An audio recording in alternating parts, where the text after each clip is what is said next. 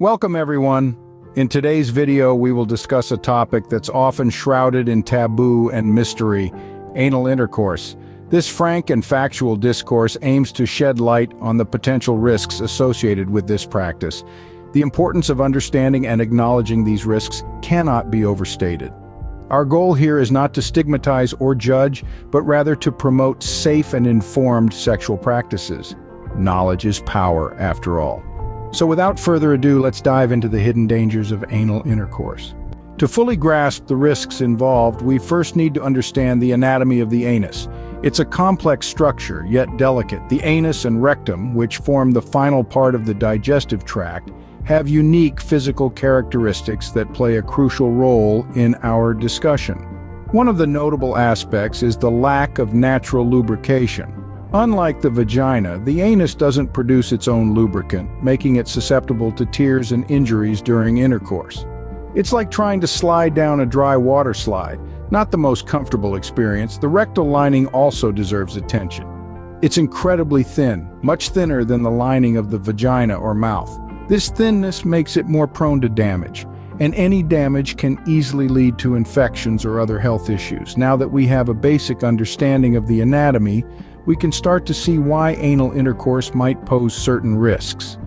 Now, on to the meat of our discussion, the risks and dangers of anal intercourse. Let's begin with the most common risk, anal tears. These are small cuts or fissures that can occur in the delicate lining of the anus during intercourse. They might seem minor, but they can lead to significant discomfort and, more importantly, create a pathway for infections. Next up, we have hemorrhoids. These swollen blood vessels in the rectum or anus can be aggravated by anal intercourse. Hemorrhoids can cause pain, itching, and even bleeding, turning what should be a pleasurable experience into a painful one. Then there's anal incontinence, an often overlooked but serious risk. This is a condition where you have less control over your bowels, leading to unexpected leakage. It's not only embarrassing but can significantly impact your quality of life. But these risks, as unpleasant as they may be, can also pave the way to more serious health issues. For example, the risk of sexually transmitted infections or STIs increases with anal intercourse, particularly if protection isn't used. The reason for this is simple. The anus doesn't produce its own lubrication, making it more susceptible to tears and therefore infections. These STIs, if left untreated, can have serious health implications, including infertility and even certain types of cancer. Speaking of cancer, let's talk about anal cancer. Though it's relatively rare, the risk of developing it is higher for people who engage in anal intercourse. This is primarily because of the increased likelihood of human papillomavirus or HPV transmission, a virus known to cause various types of cancer. So, where does this leave us? It's clear that the risks are real and serious, but does that mean people should avoid anal intercourse altogether? Not necessarily. As with anything in life, understanding the risks allows us to take the necessary precautions to protect ourselves and our partners. And that's what we'll delve into in the next segment.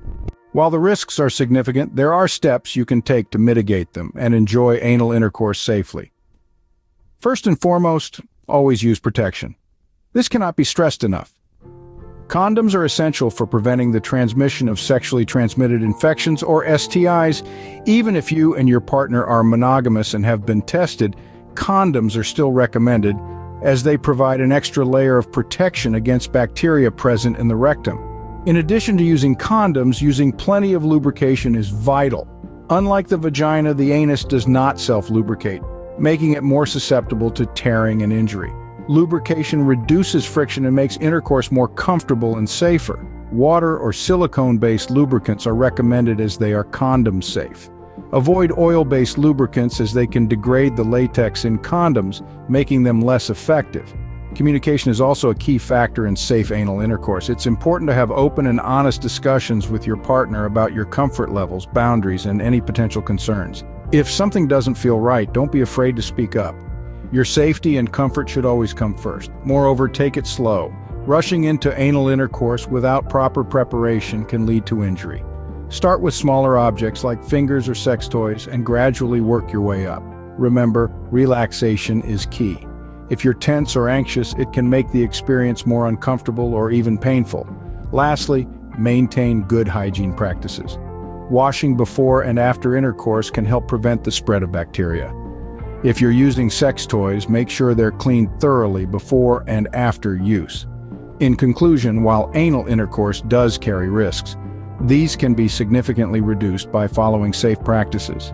Always use protection, lubricate generously, communicate openly with your partner, take things slow, and maintain good hygiene. By following these guidelines, you can greatly reduce the risks and enjoy a healthy and satisfying sex life. To wrap things up, let's quickly summarize what we've learned today. We've taken a deep dive into the inner workings of the human body, specifically focusing on the anatomy of the anus. We've learned that this part of the body, often overlooked in sexual education, has its own unique structure and function. It's not designed for penetration, and this can potentially lead to a variety of health risks if not approached with caution. Next, we ventured into the less pleasant side of the discussion, the inherent risks and dangers associated with anal intercourse.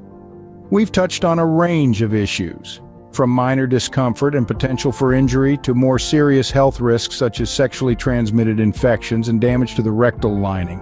This is serious stuff, folks, and it's important to be aware of these risks before engaging in anal intercourse. But it's not all doom and gloom. We also discussed the steps one can take to mitigate these risks, from the use of appropriate lubricants and protection to the importance of open and honest communication with your partner. It's all about making informed decisions based on understanding and respect for your body and your partner's body. Remember, knowledge is power, and understanding these risks is the first step towards practicing safe and satisfying sex. Thanks for watching, and we'll see you in the next video.